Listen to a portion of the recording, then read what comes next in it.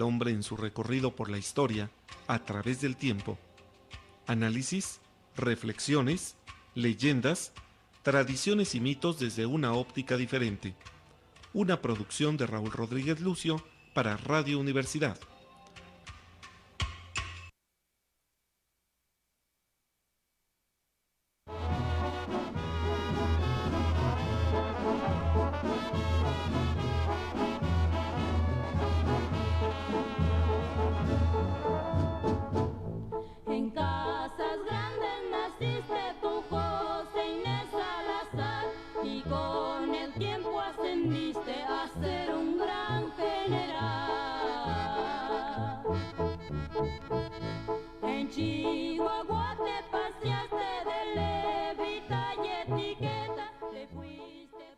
Ecos de la Antigüedad presenta. Iniciamos una nueva serie. Febrero trágico. Bueno, se dice que es febrero de mes del amor, pero también febrero, mes de la decena trágica. 111 años que empezó, creo que ayer, me parece, a contar esos días trágicos de 1913 y que, bueno, fueron como de novela, algo que realmente nadie se esperaba que fuera a pasar. Esta es la primera parte de la decena trágica. En el panel se encuentra Rodrigo Romo, José Xada Fox en los conocimientos. En la conducción va a estar Fernando Rocha, y aquí al micrófono les habla un servidor, Raúl Rodríguez Lucio, quien deja aquí en manos de Fernando, que se está acomodando, la conducción del programa. Buenos días, Fernando, adelante. Hola, muy buenos días a todos, Raúl, Rodrigo, José, muy buenos días por acompañarnos. Y bueno, pues el día de hoy, como bien lo mencionó Raúl, vamos a empezar una nueva serie y rápidamente pues les recuerdo que se pueden comunicar con nosotros, ya sea a cabina al número 442-192-1293 o vía WhatsApp 442-344-1404. Igualmente pues nos pueden ver en las redes sociales a través de Facebook, ya sea en la página de Radio UAC o en la página de Ecos de la Antigüedad, donde se está compartiendo la transmisión. E igualmente, bueno, pues si no nos pueden escuchar por la radio normal, tenemos el streaming, varias aplicaciones, Radio Garden, TuneIn, MyTurner, Radio Box, Simple Radio, Radio México y Radio FM. Y pues les agradecemos muchísimo que nos estén acompañando en este programa y pues como bien lo dijo Raúl, vamos a empezar con esta serie respecto a este episodio en lo que se dio durante pues lo que se ha englobado o se ha catalogado como el movimiento de la Revolución Mexicana, conflicto que se dio a principios del siglo XX y pues que hay diferentes versiones o diferentes opiniones de cuándo terminó realmente y pues se han englobado diferentes conflictos y diferentes acciones durante este periodo, pero pues hoy nos vamos a enfocar precisamente en este episodio que se conoce como la decena trágica, que se conmemoró el día de ayer, precisamente 111 años de que se dio, y pues que dio como resultado el fin del gobierno de el presidente Francisco I. Madero, diferentes situaciones que se fueron dando, todas ellas en la Ciudad de México realmente, pero pues que a futuro tuvieron una repercusión a nivel nacional, como bueno, ya lo hemos visto anteriormente y seguramente lo vamos a mencionar aquí a través del programa. Y bueno, pues les agradezco mucho que estén con nosotros y esperemos que disfruten el programa. Y bueno, pues vamos a comenzar. Primeramente, para asentar cómo está la situación en ese momento, febrero 1913, o el año de 1913, si quieren verlo así, desde a principios de 1913. José, ¿cómo se encuentra el país? Sabemos la revolución, si así lo vamos a llamar, que comienza este llamado que hizo Madero a levantarse en armas contra el gobierno del general Porfirio Díaz, pues ha triunfado de cierta manera. Porfirio Díaz abandona el país en mayo de 1911 rumbo al exilio en Francia y pues en ese momento pues México se queda de una manera en este cambio, ¿no?, que ha tenido desde finales del siglo XIX, en el que Porfirio Díaz toma el poder y pues no lo deja durante varias sucesiones presidenciales que se van dando. Pero en ese momento, ¿qué tiene el país? ¿Cómo está el país? ¿Cuál es la situación en enero, febrero de 1913? Bueno, mira, contestar así como está el país en general es un poco difícil. Más bien hay que analizar lo que sucedió entre, como dices tú, que sale Porfirio Díaz, ¿verdad? Hay un gobierno interino de Francisco León de la Barra durante el año de 1911, ¿verdad? De mayo a noviembre, que es cuando sube Madero al poder. Pasa todo el año de 1912, que es lo que agudiza la crisis que venía desde el gobierno de la Barra, ¿verdad? Y llegamos a esos meses. El país en general, bueno, contestando tu pregunta, pues en Morelos seguía la Revolución del Sur. O sea, esto es como un capítulo aparte, lo podemos ir tocando un poco.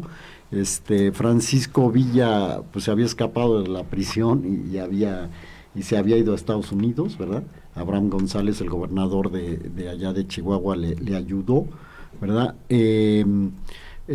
Bueno, pues se habían sublevado tanto Félix Díaz como Reyes, ¿verdad? Bernardo Reyes, estaban en prisión, uno en Tlatelolco, otro en Lecumberri, ¿verdad? Sus sublevaciones no fueron adecuadas, pero esto pues eran como síntomas de la crisis, ¿verdad? La prensa atacaba a Madero muy fuerte, ¿verdad? El ejército y digamos la clase conservadora, lo que eran los científicos, pues que habían quedado intactos de acuerdo a los acuerdos de Ciudad Juárez, pues no apoyaban a Madero, ¿no? En realidad, te voy a reducir a esto, Madero estaba solo en esos meses. Eso pudiéramos reducir en esa frase la situación que había, ¿verdad? Obviamente se estaba fraguando una conspiración en su contra. Ok, entonces bueno, es lo que, para dejar claro, todo porque es prácticamente lo que vendrán las consecuencias después, el cuadro del régimen porfirista que había, digamos, económico, político, militar principalmente, era el que se estaba manteniendo en ese momento con Francisco y Madero. O sea, no hubo ningún cambio, digamos, en el hecho de, pues, estos caudillos, ¿no? Estos caudillos que pelearon conmigo o que se levantaron en el llamado que hice para el 20 de noviembre, ninguno tuvo una injerencia dentro de esta nueva administración. Pues no, definitivamente, mira, no solo no tuvieron injerencia, sino que por diferentes razones fueron perseguidos. Hay que recordar también que Pascual Orozco, otro caudillo, se había sublevado contra Madero, ¿verdad? Y fue combatido. Y uno de los que ayudaron, vamos a decir, con Huerta a combatir a Orozco en el Rellano, en la segunda batalla del Rellano, fue Francisco Villa. Pero luego Huerta quería fusilar a Villa, ¿verdad? Lo salvó Madero de que lo fusilaran, pero lo metieron en prisión, ¿verdad? Entonces ese es uno de los héroes, ¿no? Orozco se había sublevado y fue derrotado, ese es otro de los héroes. Y Zapata pues tuvo un conflicto con Madero.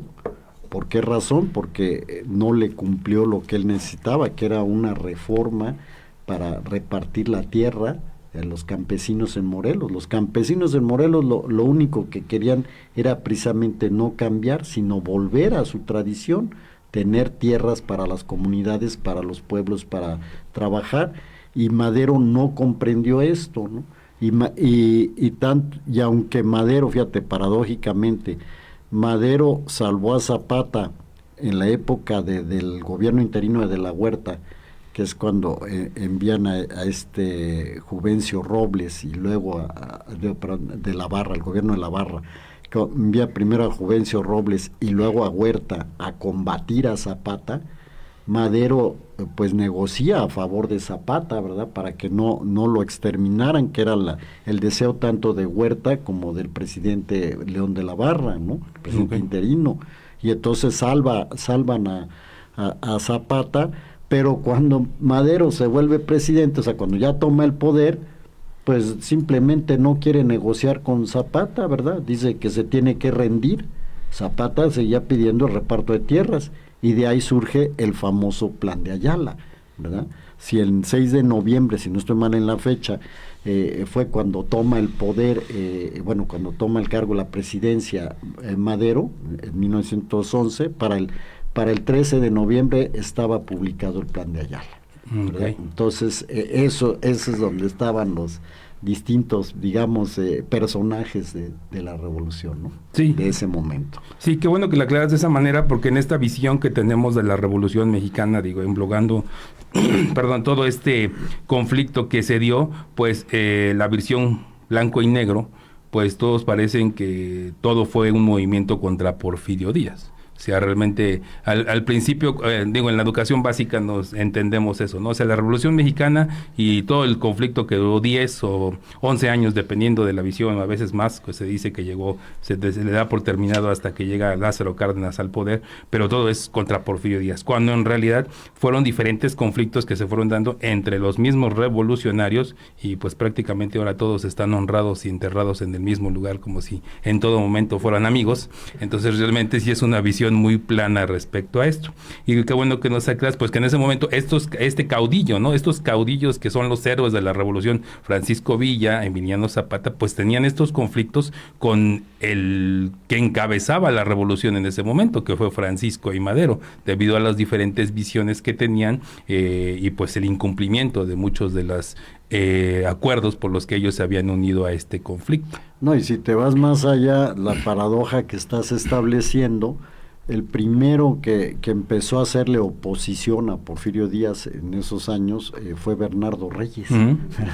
Y Bernardo Reyes es el que encabezó el levantamiento contra Madero, ¿no? Uh-huh. Esas son las grandes paradojas, ¿no? Sí, pues Bernardo Reyes, que había se había desarrollado pues en el gobierno de Nuevo León, ¿no? Había prácticamente el auge industrial que hasta el momento tiene Nuevo León, pues fue fruto del trabajo que hizo Bernardo Reyes como gobernador del estado y comenzó a desarrollar pues todas estas industrias por las que actualmente se conoce el estado, ¿no? La cervecera principalmente es una de ellas, en su momento la acerera también. Entonces realmente pues fue uno de los momentos importantes en esta. Respecto a esto, Raúl, todos estos, en el caso de Zapata, ¿cómo estaba la situación respecto a este conflicto con Madero? ¿Por qué el incumplimiento respecto a todos estos acuerdos o lo que ellos esperaban que recibieran y por lo cual se unieron al movimiento armado que le había convocado?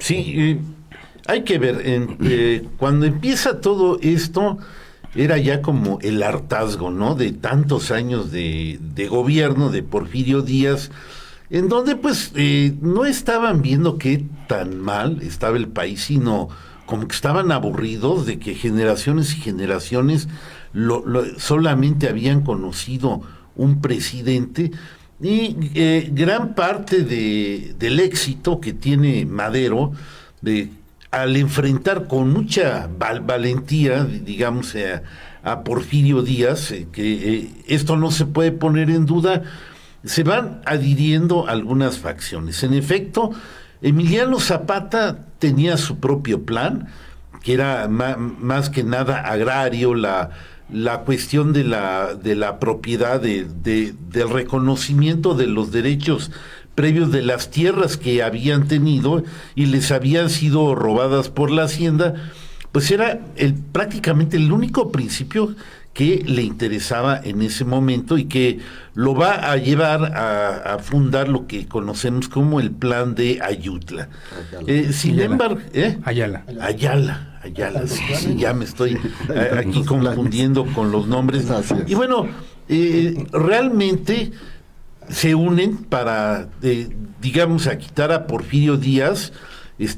Se unen todas las facciones, ahí está Villa, y está Carranza, está Zapata, están todos, o sea, todos felices y contentos, hasta que finalmente Porfirio Díaz, cuando ve que no tiene pero ningún objeto estarse resistiendo algo en donde ya perdió su popularidad, ya no lo ven como el Salvador de México o digamos como una especie del Mesías que había llegado para ayudar al país. Cuando ve este desencanto, decide renunciar, ¿sí? Precisamente para evitar un derramamiento de sangre.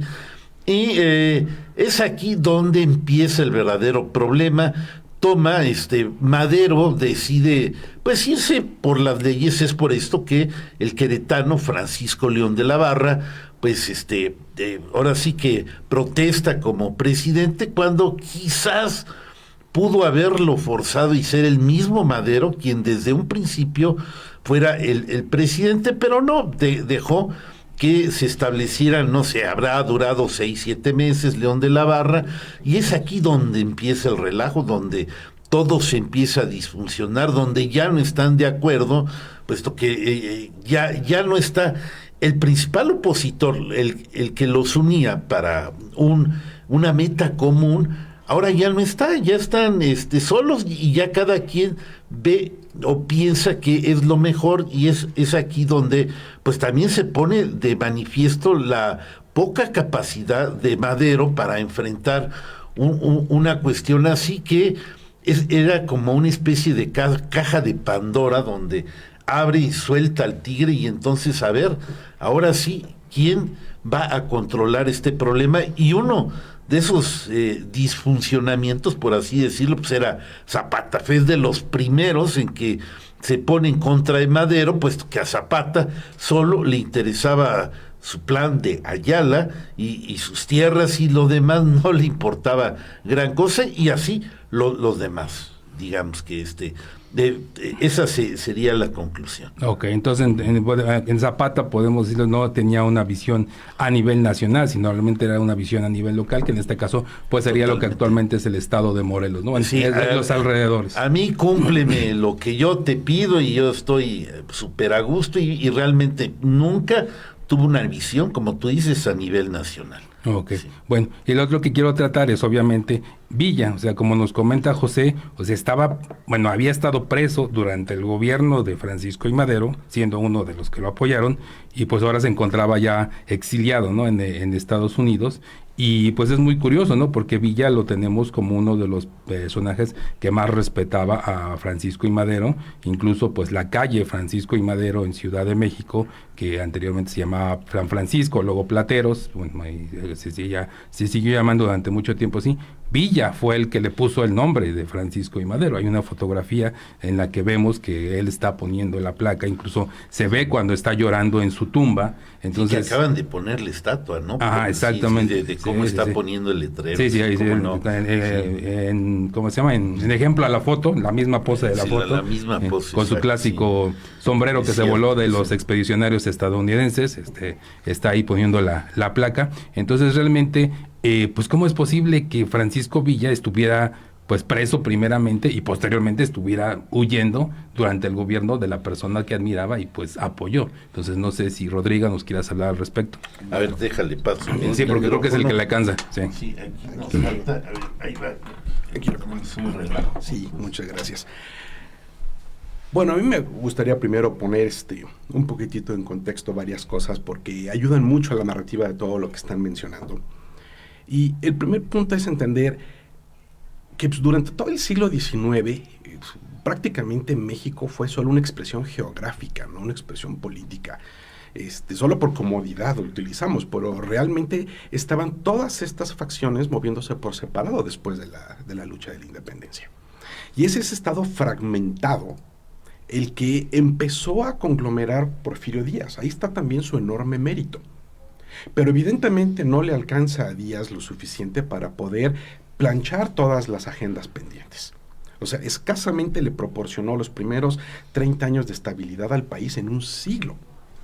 Y lo que hizo fue asombroso. Es donde tenemos, lo sabemos a estas alturas, la red ferroviaria, bancos, la industria, trajo las inversiones que durante un siglo prácticamente no estuvieron realmente bien asentadas en el país. Entonces, no pudo atender, y también porque no estaba al 100% en su agenda, no pudo atender esas fracciones internas. que estaban pendientes de la factura pues, desde la época de la independencia. O sea, tenemos los campesinos al sur que también estaban esperando resultados pues desde las épocas con el propio Morelos, ¿no? O sea, todas estas lógicas regionales, pues esa fue el tema de los conflictos del siglo XIX. Centralismo contra federalismo, ¿no? Los señores de la guerra locales contra el centro que podía o no mantener el poder. Entonces, cuando ocurre la travesura de Madero, porque era una persona increíblemente inocente, idealista, y que se anota un home run totalmente inesperado, y logra que Díaz salga del país, que entre paréntesis, el hombre se fue profundamente decepcionado de México. O sea, tenemos un general que dio su sangre en N cantidad de batallas a lo largo del 19, que construyó las bases de México del día de hoy. Vamos, no hay más que darse una vuelta por el centro de la Ciudad de México e ir señalando los edificios que construyó, tuvo que ver don Porfirio, ¿no? Y de repente, lo que mencionaba don Olas unos minutos, cuando se levanta Madero en 1910, a Díaz le decepciona profundamente porque dice, bueno, todo lo que hice por el país y me vienen a pagar con esto, ahí les dejo su país y ahí nos vemos. Entonces, no quiso involucrarse en una verdadera batalla y en un baño de sangre. Se hace a un lado, hace gracioso mutis, se va a Europa a pasar sus últimos años, y le deja los tigres encendidos a Madero, que resultó muy mal domador de tigres. Punto.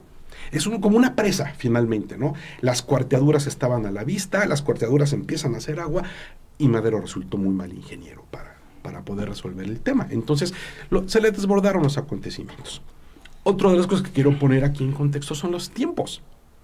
Porque obviamente conforme pasa, y nosotros ya tenemos el beneficio del 2020 de la historia, tenemos los registros y ya sabemos cómo acabó la película, ¿no? Pero los tiempos son bien importantes porque se levantó Madero el 20 de noviembre allá de 1910 y realmente las cuarteaduras se abrieron por completo 3 años después, bueno, 2 años y cachito después, ¿no? O sea, 2 años. 2 años en los que las fuerzas que estaban al pendiente de ¿qué va a hacer? ¿Va a ser del tamaño de Díaz para poder reconstruir el pacto? Y resulta que la inocencia, la ignorancia de Madero, porque simplemente era un hombre sin trayectoria política, sin trayectoria administrativa, era simplemente pues, hijo de hacendados allá, no se da cuenta que se peleó con todos. O sea, no toma en cuenta que al expulsar a Porfirio Díaz, pues, se quedan de todas maneras los intereses creados durante el porfiriato por 30 años. Gente de mucho poder, muchos recursos, muchos descontentos y mucha voluntad de defender sus privilegios, ¿no? Tenemos a las cuentas pendientes en el sur, tenemos a todos los señores de la guerra que dicen, pues este es un momento en donde mi agenda personal también tiene espacio, ¿no? Y pues no era un conductor de orquesta don Francisco I. Madero, era una persona, ya lo mencionaron, muy respetuosa de la ley, tan así que eso lo lleva literalmente hasta el último minuto en su existencia, unas cuestiones de procedimientos legales y todo. El hombre siempre respetó eso sin darse cuenta que los acontecimientos ya lo habían desbordado. De poner a los que lo iban a traicionar a su alrededor, ¿no? De no entender las jugadas del verdadero villano del cual vamos a hablar más adelante, de no anticipar la conspiración que se estaba formando, de no entender que él simple y sencillamente quitó la piedrita después de la cual vendría la avalancha, ¿no? Entonces tenemos todo eso apenas haciendo el ruido y es exactamente febrero de 1913 cuando pues todos los controles se saltan y se suelta la avalancha. Muy bien. Bueno, pues vamos a leer los mensajes que tenemos. Héctor Arbizu, saludos amigos del panel, muchas gracias Héctor. Luis Reyes Vázquez, un tema muy interesante, muchos saludos a los integrantes del panel. Igualmente Luis. Magui de la Torre, muy buenos días, un tema muy interesante de esta etapa del movimiento de la revolución. Saludos al panel, gracias Magui. Hubo un mensaje ahí raro, les rogamos no le hagan caso. Ya se tomaron las medidas. Y Lu Miranda, igualmente una gran amiga, saludos al panel, muchas gracias Lu. Y bueno, pues sí, como lo comentan, está toda esta situación y me gustó la forma en que lo definiste, Rodrigo, esta presa que se estaba agrietando y pues prácticamente era una piedrita o un sostén, si así lo queremos ver, lo que estaba vamos a hacer la analogía con las caricaturas, era cinta adhesiva lo que la estaba sosteniendo, y el que pegaba esta cinta adhesiva pues era el general Porfirio Díaz, ¿no? Dado que pues obviamente tenía a raya a todos estos posibles candidatos que querían obviamente ocupar su lugar. El más sonado, o el que muchos esperaban, era precisamente el general Bernardo Reyes, dada esta preparación que había tenido en el estado de Nuevo León, y pues las felicitaciones y las bendiciones que le había dado el propio general Díaz cuando había hecho una visita al estado, y expresándole su admiración por cómo había desarrollado ese lugar. Entonces realmente pues sí, todo esto es lo que se iba preparando, y va a estallar en este momento en que Francisco I. Madero, pues desafortunadamente, a pesar de su buena voluntad, de su candidez, de lo que ustedes quieran, no tenía la preparación ni el carácter para poder detener todo esto que se venía encima. Entonces realmente pues fue el punto que vamos a ver ahorita, regresando del corte, cómo empieza este situación, ¿no? Cómo se da la escena trágica y qué cosas se van dando en la situación. ¿Sí, José? A ver, porque todavía tenemos sí. minutitos antes del corte. Mira, quiero decir 3 cosas rápidamente. Venga. Sin demeritar a Porfirio Díaz, que logró la pacificación del país, la pacificación, el orden, la modernización del país, crear trenes, industria, etcétera, etcétera, etcétera, mantener la paz, que es muy importante. Pues tampoco estoy muy de acuerdo que así nomás de repente dijo, ahí nos vemos, ¿no? Fue toda una serie de acontecimientos que ya los hemos tratado en otros programas y no los voy a tratar, ¿verdad? Como les decía, desde que empezó esa lucha entre Reyes y Limantur por la sucesión presidencial. Después aparecen los Flores Magón, ¿verdad? Aparece el Partido Liberal Mexicano, y luego aparece el antirreeleccionismo con Madero, y ahí viene el punto número 2. Tachamos a Madero de ingenuo y de buena gente, pero ni lo fue. Si hemos tratado en el otro programa, y sería tema de otro programa, el desarrollo de la campaña, o sea, desde el momento en que él toma la opción política, no teniendo necesidad, en eso estamos totalmente de acuerdo, tenía una preparación tanto administrativa para, administrar sus empresas,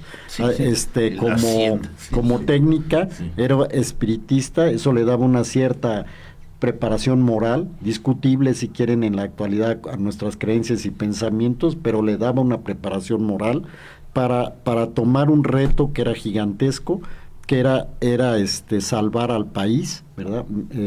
Quitar un régimen monolítico ya desgastado, ¿verdad? Y dar acceso a la democracia. Eso digamos, puedo resumir a Madero en eso. Entonces, ahora, la parte de Villa, que es lo que preguntaste. La parte de Villa sí fue fiel a Madero siempre. Recordar, a él lo ponen preso porque lo quería fusilar Huerta, porque se le había sublevado supuestamente. Gustavo Madero salva a Villa de que lo fusile Huerta a último instante, pero lo trasladan a la prisión de Lecumberri y le hacen un juicio por sublevación, ¿verdad? Entonces se escapa a Villa. Lo que no hizo Madero nunca, pues es, digamos, indultar a Villa, ¿no? Lo dejaron ahí preso, a que un juez lo estuviera, digamos, procesando. Se escapa, y todavía en El Paso, cuando le pone una carta Villa a Madero, ¿no? Le dice, oiga, mire, tenga cuidado, dése cuenta de quiénes lo van a traicionar a usted, de quiénes son sus enemigos realmente. Yo le he sido fiel y he soportado y sigo soportando, pero mi paciencia se puede terminar. Pero termina enviándole diciendo, pero le envió un abrazo, su amigo de siempre, etcétera, etcétera. Eso explica por qué Villa, pues obviamente se levanta otra vez contra Huerta, ¿verdad? Y por qué Villa va y le llora a la tumba a Madero, y por qué Villa cambia el nombre de la calle, ¿verdad? O sea, lo quería, lo estimaba, ¿no? Pero sí, Madero fue una parte de sus descuidos, ¿no? De dejar que a Villa lo procesaran, lo tuvieran ahí en la cárcel, ¿verdad?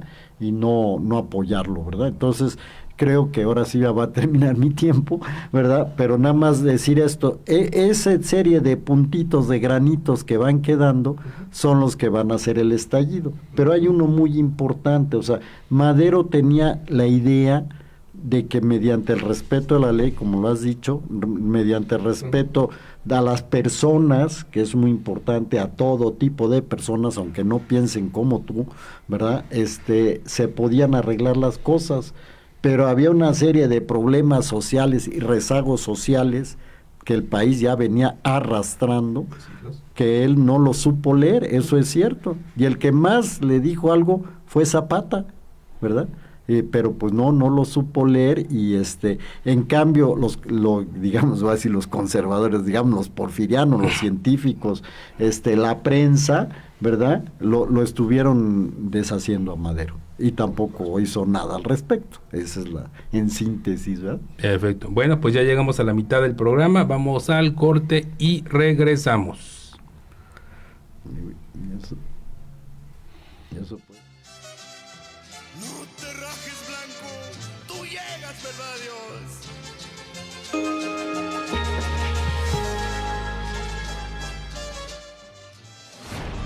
XHUAQ 89.5 FM. Radio Universidad. Transmitiendo para ti las 24 horas del día. Estudios y oficinas. Centro Universitario Cerro de las Campanas. Planta transmisora. Campus Exaeropuerto de la Universidad Autónoma de Querétaro. Carretera Yechimequilla sin número, Ejido Bolaños. Radio Universidad. Integrante del Sistema de Radio, Televisión y Cinematografía de la Universidad Autónoma de Querétaro. Radio Universidad. 89.5 FM. La cultura universal. Radio Universidad. Y le dio su ternura.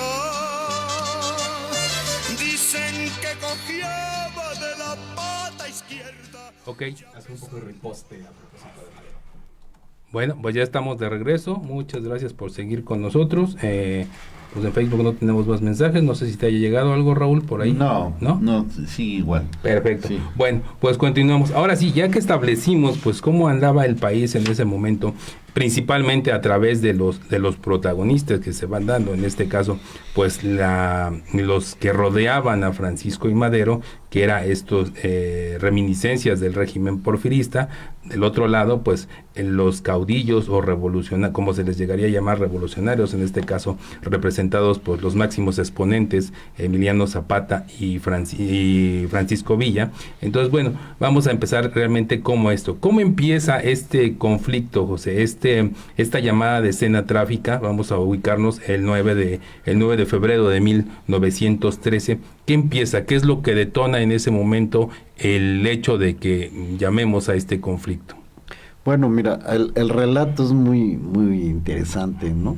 En la escuela de aspirantes de Tlalpan, que era esa era una alternativa del colegio militar, que se había fundado, no me acuerdo si en 1908 por ahí, en contra de la opinión de Felipe Ángeles, que es otra persona de la que vale la pena hablar, ¿verdad? Que estaba ahí involucrado Mondragón en esas épocas de fundación.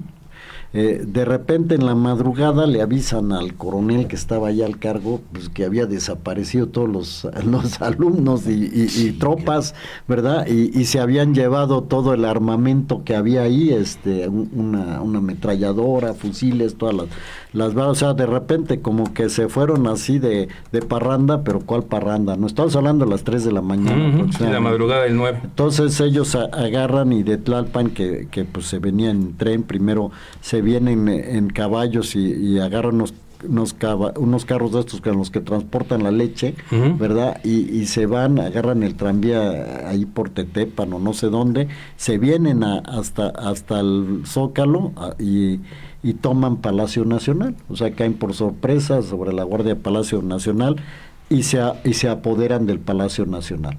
Entonces, Lauro del Villar, que era el comandante de la ciudad, porque para esto, pues acordarse que en esas épocas ya había teléfono, entonces pues, todos los telefonados para acá y para allá, de mira, está pasando aquello. Este general que era el comandante de la plaza del Distrito Federal, estaba enfermo de gota, pero aún así se paró y se fue en un carro a ver qué estaba pasando, y pues de repente vio que estos ya estaban apoderados del Palacio Nacional.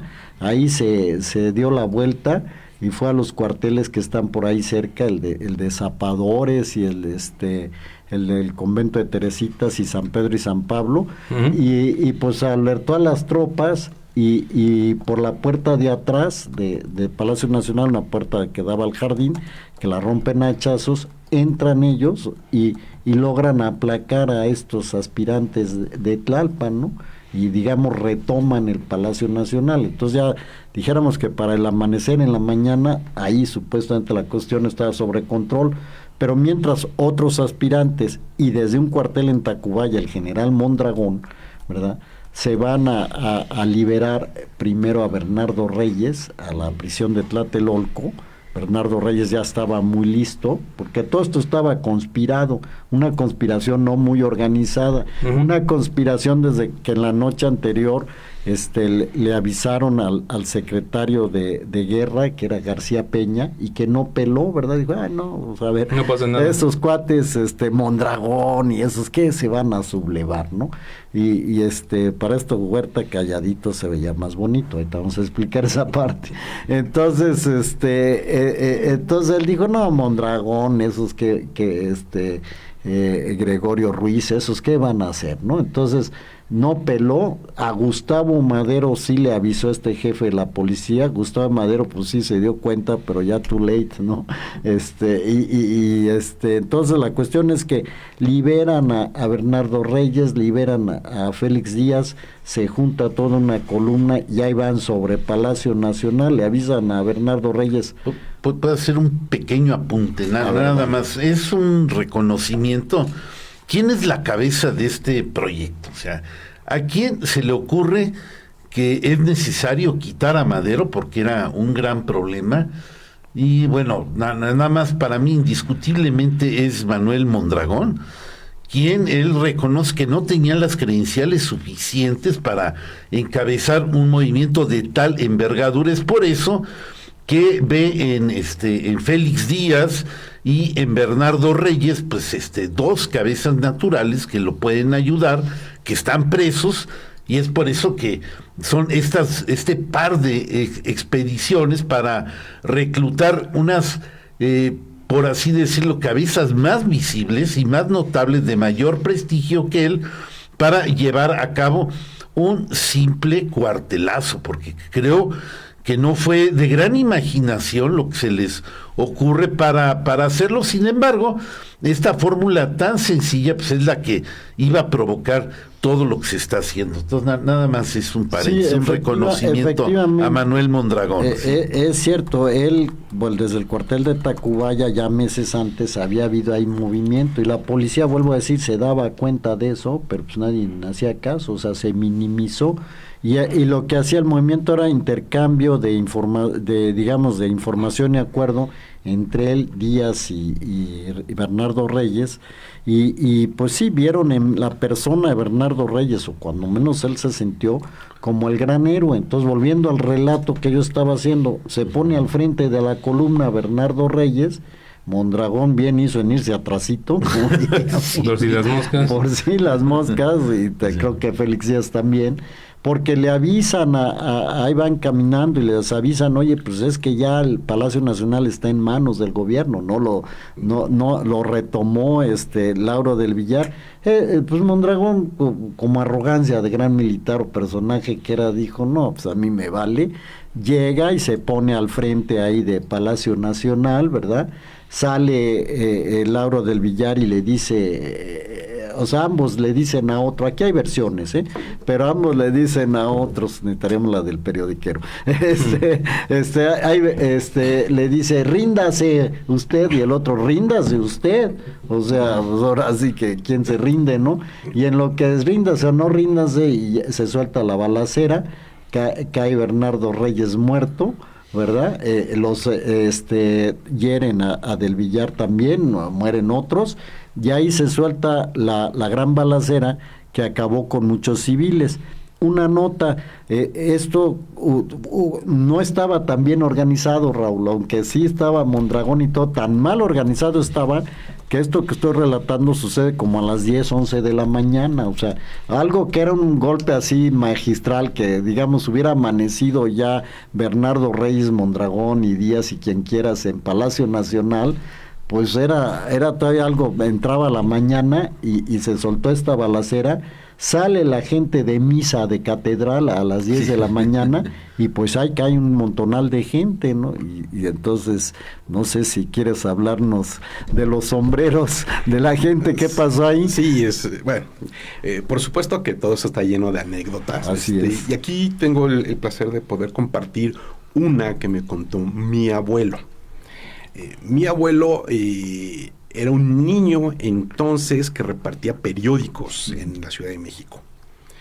Y cuando ocurrió este evento de la marcha del General Reyes, que entre paréntesis, con qué arrogancia fue diciendo, pues esto es un hecho consumado, me van a entregar el poder, yo ya goberné, yo ya soy el siguiente días aquí. Y pues resulta que había alguien más necio que él y le dijo no, y se acabó, como acaban de decir, pues se soltó la balacera. Queda el Zócalo lleno de muertos, y no es un número pequeño. Uno de los datos, insisto, hay versiones, eso es muy cierto, pero un dato que tengo aquí son 400 muertos y 1,000 heridos. Así es. O sea, eso en términos de la plaza, pues sí es abundante, ¿no?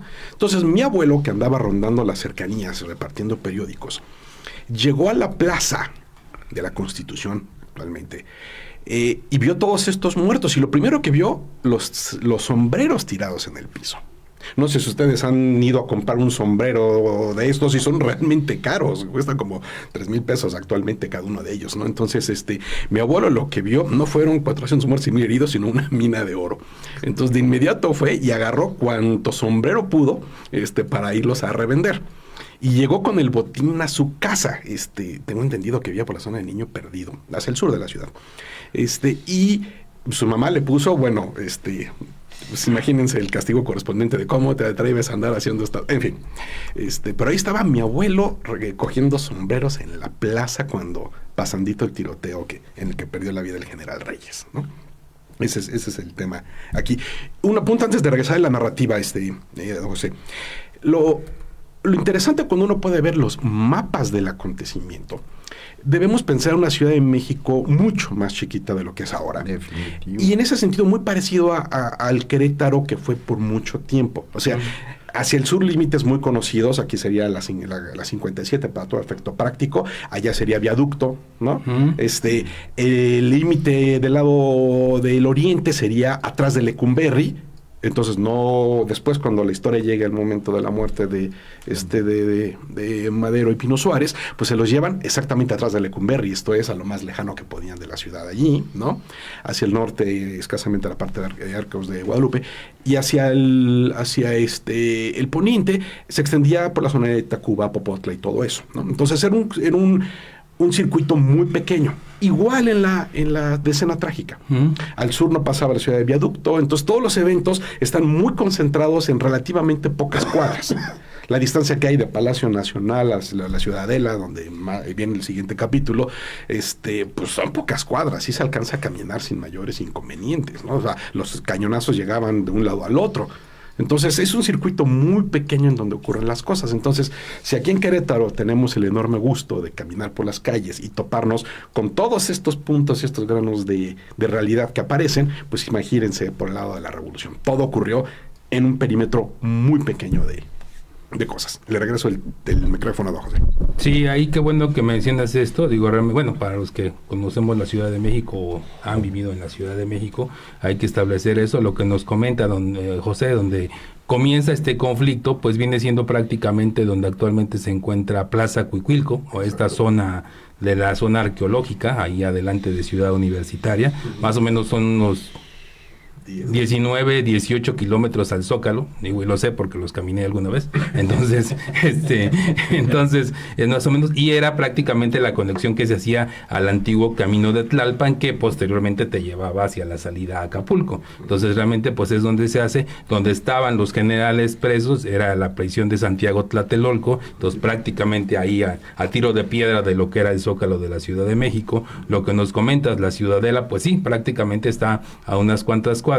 Ahí lo que nos comentas de tu abuelo, yo creo que pues él se surtía de periódicos en lo que era la calle de Nuevo México, que actualmente es artículo 123, ahí cerca del metro Juárez, entre Metro Juárez, Puerto Valderas, ahí es prácticamente donde sigue siendo, ya en menor cantidad, pero se sigue siendo el lugar donde los periodiqueros se surten, los de los libros, ahí ustedes van pues, haciendo comercial, ahí pueden encontrar cualquier libro de los que venden en estos en fascículos atrasados. Entonces realmente esa esquina ha sido, entonces supongo que tu abuelo ahí seguramente se surtía de sus periódicos y pues prácticamente estaba a tiro de piedra del Zócalo, ¿no? Eran prácticamente unas cuadras que se podrían recorrer a pie hasta la ciudad hasta el Zócalo de la Ciudad de México. Y bueno, pues continuando con esto, entonces nos quedamos, José, en esta parte en la que ya se está preparando, ya llegaron al Zócalo, Bernardo Reyes, que era pues la cabeza o quien se esperaba que tomara el poder una vez que este supuesto golpe de estado triunfara, dada esta fama que tenía, y pues como dices, él esperaba que pues nada más de presentarse el Lauro del Villar dijera, sí, aquí tienes la plaza. ¿Qué continúa? ¿Con qué seguimos después de esta situación? Bueno, vuelvo a decir, Félix Díaz y Mondragón y compañía, ¿verdad? Cuando ven la balacera, pues se van corriendo, ¿verdad? Y se van y se meten en la Ciudadela, ¿verdad?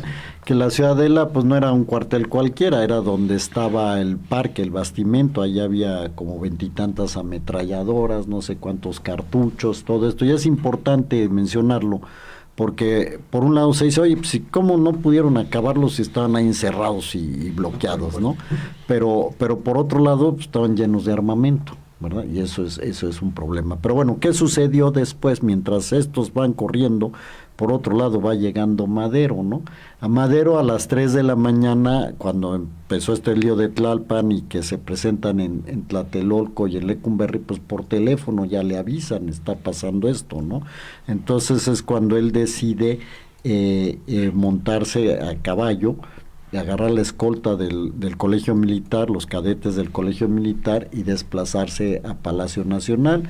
En ese momento también toma la decisión de que su familia se refugiara en la Embajada de Japón, ¿verdad? Dice, bueno, no sabemos qué va a pasar, le dice a la esposa, vete con la familia, también el padre Madero, que estaba allá en su casa, pues se trasladan a la Embajada de Japón, ¿verdad?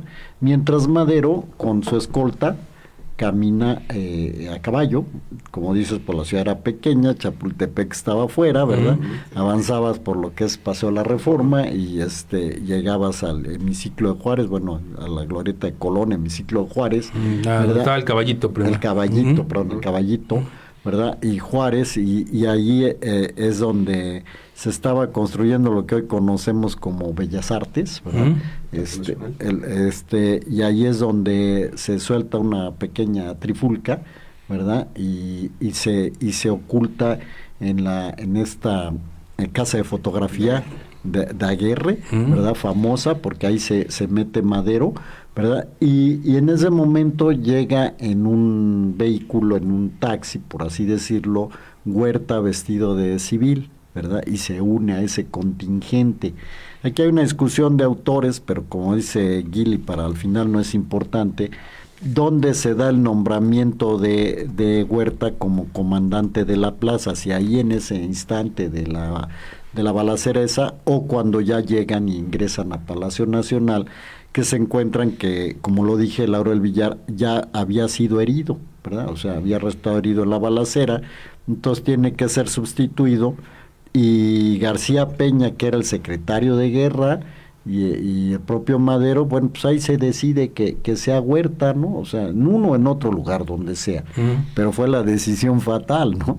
De eso yo creo que todos lo sabemos, ¿no? Porque Victoriano Huerta todavía le dice del Villar, oye, ahí te lo encargo, no, sí cuenta conmigo, no hay ninguna, yo aquí voy a defender todo eso. Entonces, dijéramos que ahí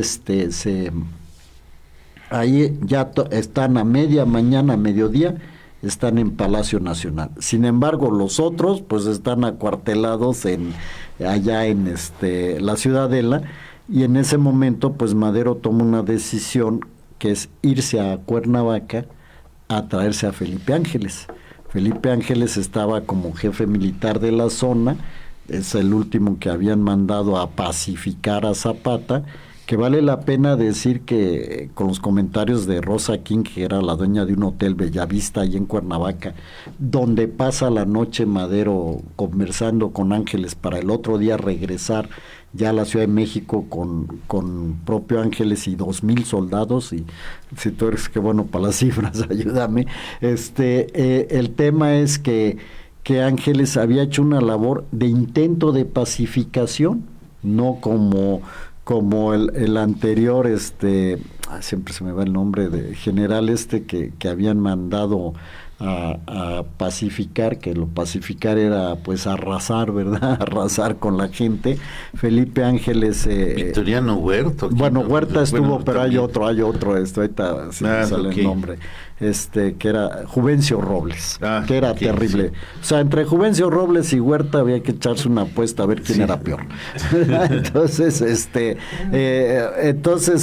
caso es que se traen a Felipe Ángeles al día siguiente y a sus tropas, y dijéramos que con esto que estoy comentando cerramos el capítulo de cómo empezó este relajo, ¿no? Porque aquí el problema es ver que Huerta también le traía ganas a Felipe Ángeles, ¿verdad? Y esto es muy importante. Hay que explicarlo, ¿no? Hay que explicarlo, porque vamos a decir, no, es que a Felipe Ángeles lo mandaron por allá con unas baterías a no sé qué parte de Paseo de la Reforma, unas baterías de calibre que no daban para que los obuses llegaran hasta la Ciudadela, ¿verdad? Pues lo neutralizaron, ¿verdad? Luego ya lo encierran con Madero, al final ya lo veremos. Pero Huerta ya le traía ganas a Ángeles, ¿no? Y no se diga Mondragón, y no se diga esto. ¿Y por qué meto estos detalles? Porque es todo un entramado. O sea, sí me explico. O sea, Mondragón se sentiría pequeño, ¿verdad, Raúl? Para ser el presidente o el sustituto, ¿verdad? Pero bien que en aquellas épocas le estuvo metiendo la mano ¿cómo se llama? Al armamento del ejército, ¿no? A la bolsa del armamento. O sea que no era ningún santito, ¿no? Y en cambio Felipe Ángeles, por eso nombraron un aeropuerto ese nombre, ¿verdad? Es una persona honesta, ¿verdad? Es una persona honesta. Entonces, esto es muy importante que se tome en nota de ello, ¿verdad? Y por acá empieza algo que iba a decir yo desde el principio y que yo creo que va a empezar a sonar. Casualmente ayer, en esta cuestión de nuestra política actual, alguna candidata o diputada o lo que sea, no sé el nombre ni de qué cosa, pide la ayuda al embajador de Estados Unidos para que intervenga en el proceso electoral mexicano que va a haber este año, como para garantizarlo, vamos a decirlo así, ¿no? Y el embajador Kent Salazar, lo oigo en su voz, en su castellano que tiene, diciendo, el embajador de Estados Unidos, ni a título personal, fíjate lo que dijo, ni a título personal, ni a nombre del gobierno de los Estados Unidos debe de intervenir en un proceso electoral que es propio de México. No debemos de hacer eso. Y eso lo dice justamente 111 años después, que el embajador de Estados Unidos, Henry Lane Wilson, empieza a aparecer por ahí. ¿Por qué? Porque empieza a aparecer esa noche del día 9, Lane Wilson llama a los decanos, a los más importantes de la diplomacia, digamos el embajador de España, de Alemania, de Cuba, no me acuerdo qué otros países, no incluyen al de Japón, ¿verdad? Gran Bretaña. Y Gran Bretaña. Y les dice, oigan, pues la situación en México está muy difícil, no hay garantía para nuestros connacionales y pues ya tenemos que ir pensando en hacer algo, ¿verdad? O sea, su primera, digamos, aparición en el escenario es llamando a los demás representantes, porque no eran embajadores, todavía no había, en muchos países no había, digamos, reconocimiento oficial del gobierno de México, pero los representantes de diferentes países, ¿verdad? Este hombre ya, como decano los trata de ya inducir a que había que hacer algo al respecto con relación a la condición política que había en México. Es ahí donde aparece este personaje. Finalmente entró en escena el verdadero villano de la historia, ¿no? Sí, y bueno, precisamente ahí, qué bueno que lo mencionan, digo, Joana Rodríguez, Cuando estés escuchando, Joana, estaba preguntando eso. Buenos días, ¿qué tanto tuvo que ver Henry Ray Wilson en la caída de Madero? Y bueno, pues eso es prácticamente lo que vamos a ver. Ahorita pues ya nos tendríamos que despedir, ya no nos queda un minutito. Nada más dame un minuto para decir el otro personaje que es Victoriano Huerta. Les dije calladito, se veía más bonito. O sea, él primero no conspiró con Mondragón y compañía, pero hay un tipo que se apellida Sayas, al que llama Huerta.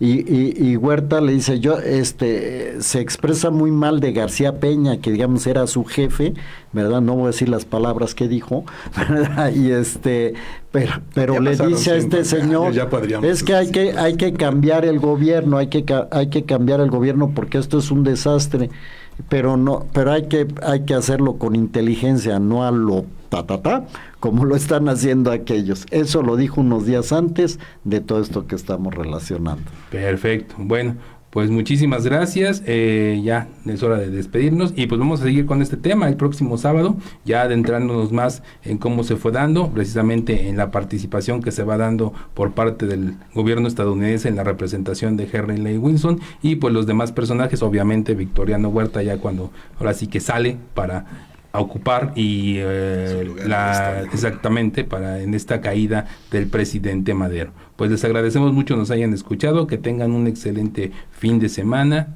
nos vemos la próxima semana.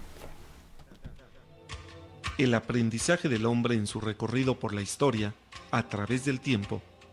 Análisis, reflexiones, leyendas, tradiciones y mitos desde una óptica diferente. Una producción de Raúl Rodríguez Lucio para Radio Universidad. La búsqueda de la humanidad por el conocimiento. 89.5 FM Radio Universidad.